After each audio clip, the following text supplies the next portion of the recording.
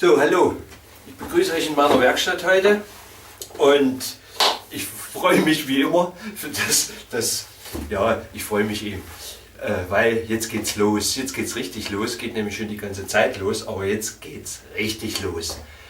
Jetzt baue ich das Buch, gehe ich an die Kiste ran, was bisher schon gelaufen ist, was ich bisher schon gemacht habe, das brauche ich nicht zu erzählen. Ihr habt es vielleicht gesehen, ich habe einen neuen Vorspann.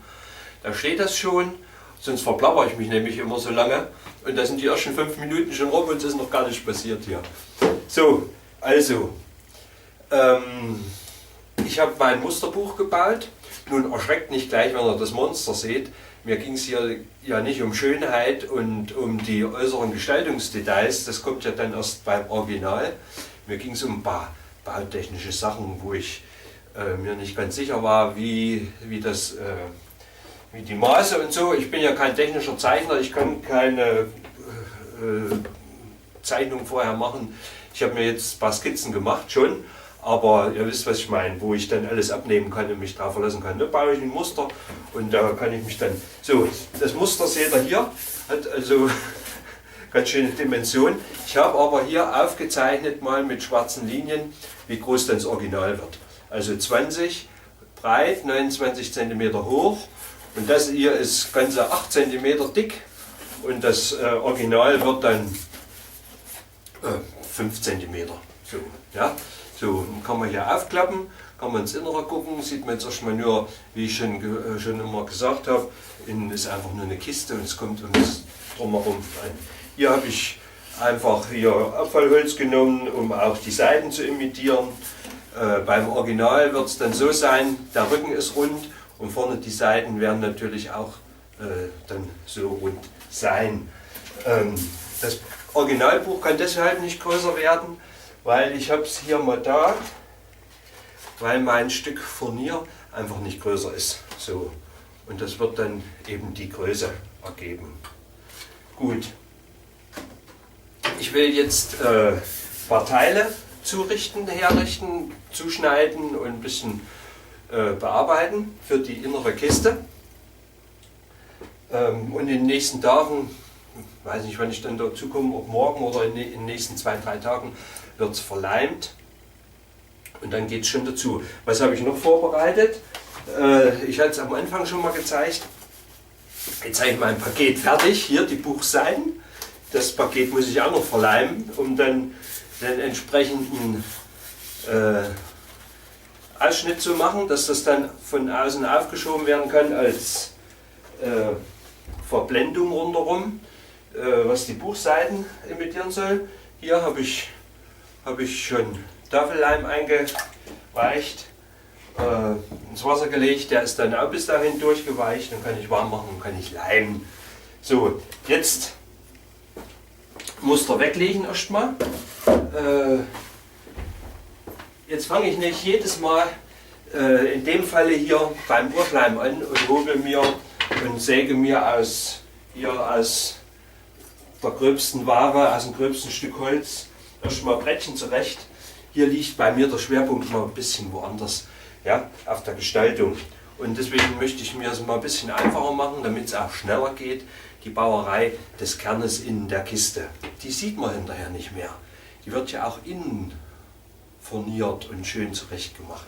So, und ich habe mal vor, weiß ich nicht, 20, 25 Jahren mal eine Holzverkleidung gebaut. Und da habe ich noch hier, die existiert nicht mehr, die ist schon lange demontiert. Und da habe ich so schöne hier Leisten oder Brettchen mir damals gemacht. Die existieren noch, die habe ich in meinem Holzlager gefunden. Und die haben genau die Höhe, die ich brauche und die Stärke und alles. Und daraus mache ich jetzt das innere Kistchen. Ich habe mir hier, wie gesagt, das hat nicht mit großer Masse mit Zeichnung zu tun, aber ich habe mir hier doch schon ein paar Skizzen gemacht und auch ein paar Maße aufgeschrieben, damit ich also hier das nur noch ablesen brauche und nicht jedes Mal, wer das weiß oder wer mit sowas arbeitet, weiß, du machst einfach Fehler. Das passiert immer wieder, dass man sich vermisst, dass man von der falschen Stelle absägt, von der falschen Seite oder so. Und mit der Skizze will ich es mir jetzt also doch mal ein bisschen einfacher machen, dass mir solche banalen Fehler nicht passieren. Obwohl ich immer weiß, das weiß ich aus vergangenen Videos, da haben sie mir geschrieben, Kommentare, ach, ich habe ein Déjà-vu gehabt, so geht mir das auch immer. Bin ich ja froh, dass ich nicht der Einzige bin, dass dir das auch mal so geht. Ja, also, wenn es passiert, ich schneide es nicht raus. Gut, also, jetzt werde ich hier den Leim wegstellen und erst einmal anfangen, hier ein bisschen mehr einzurichten. Und dann säge ich gleich die Brettchen zu und baue den Rahmen zusammen. Das war der letzte Strich. Jetzt absägen. So, und dann arbeite ich ja sehr gerne mit Gestellsägen, auch wenn die der eine oder andere nicht so mag. Und ich habe mal nun kann ich schon sagen, vor Jahren, weil ja die großen dann oftmals unhandlich sind, mir ja 1, 2, 3, 4, 5 kleine gebaut, so 40 cm. Und dann nehme ich mir jetzt eine davon. So, hier, die hätte ich ja auch schon mal hochgehalten. Hier oben mit der Nuss drin, da kann ich ja halbe Umdrehungen spannen, wenn es mir noch nicht reicht. Und die geht zwar hier nicht zu drehen, aber es ist ja nur für kleine Schnitte hier. Mal gucken, wo man es besonders schön sieht. So, und jetzt fange ich an und schneide mir die Teile zu. Ich habe mir zum Glück vorher, wie gesagt, die Skizze gemacht. Da brauche ich jetzt nicht mehr groß überlegen.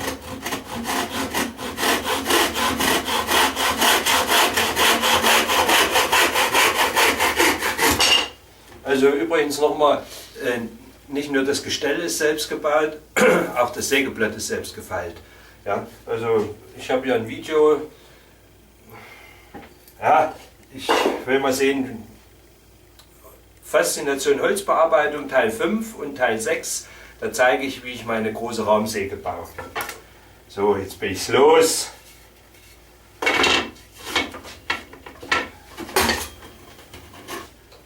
So, da hätte ich meine Teile, die muss ich jetzt noch, das wird der Rücken, das wären die zwei und das wären die zwei oben und unten, noch schnell zusammenzeichnen.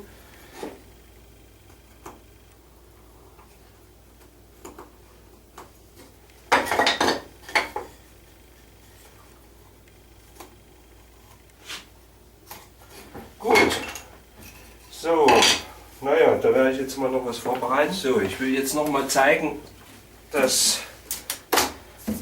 hier aus der Nähe, ich weiß nämlich jetzt nicht, wie ich es sagen soll, hier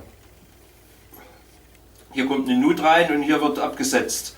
So mache ich die Eckverbindung, das wird alles verkleidet später. Deshalb habe ich jetzt hier mit meinem Streichmaß, das ist auch so eine Eigenkonstruktion, also nicht eine Eigenkonstruktion, das habe ich irgendwo mal gesehen, also Eigenbau. Und an die langen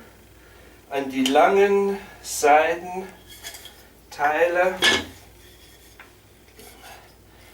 reiße ich mir jetzt die halbe Materialstärke an.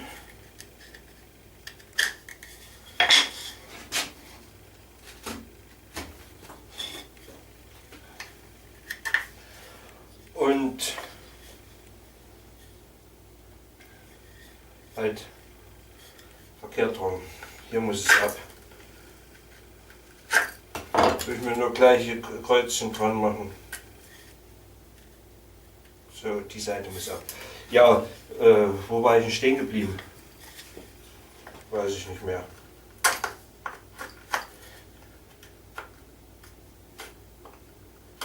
Ja, hier säge ich, das mache ich alles mit der Säge. Säge ich mir dann einen Falz dran.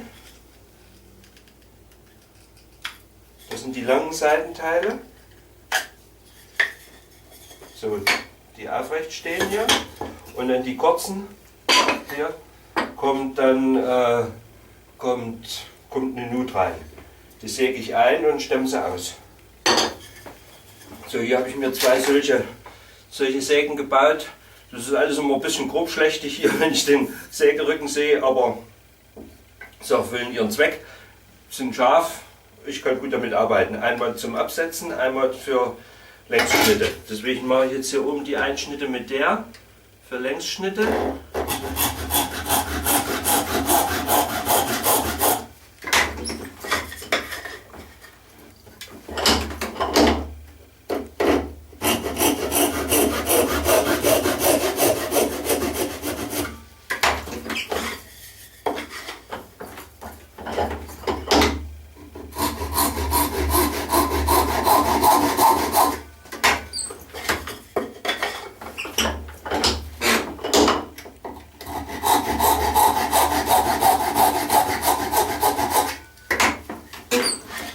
So, und das Absetzen jetzt mache ich halt mit der anderen. Damit ich so gut unterscheiden kann auf den ersten Blick, hat eine hier hinten ein rundes Heft und die andere eben ein viereckiges. Obwohl ich kenne meine Sägen auch so, aber so geht es noch schneller zu sehen.